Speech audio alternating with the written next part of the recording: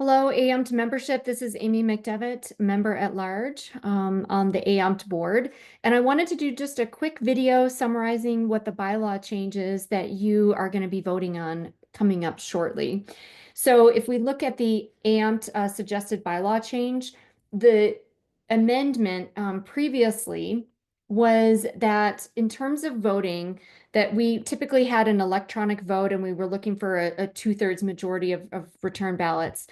The problem with some of the electronic voting, and at least this is what was brought forward and proposed, is that with electronic voting, individuals who are not at the business meeting, at the conference, are really not privy to some of the really important discussion and dialogue that occurs surrounding certain issues that are being brought to the floor. This has actually personally been my experience too, where I actually shifted my mindset regarding a specific issue because I was able to hear more of what membership was saying in terms of arguments for or against certain initiatives.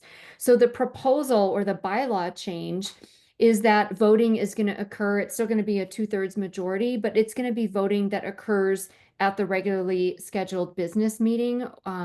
We are unable to record those meetings, and so that's another reason why we can't record the meeting and have the voting occur electronically.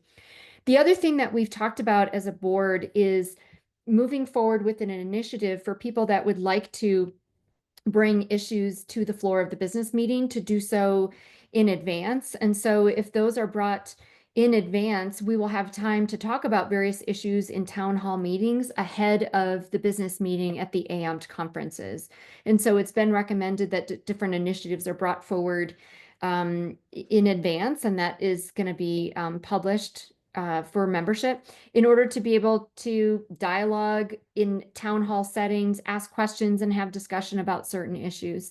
So again, in summary, the bylaw change is that we're going to move from electronic voting to in-person voting in order for those individuals that are present to be privy to all the discussion and dialogue that typically surrounds different issues that membership brings forward.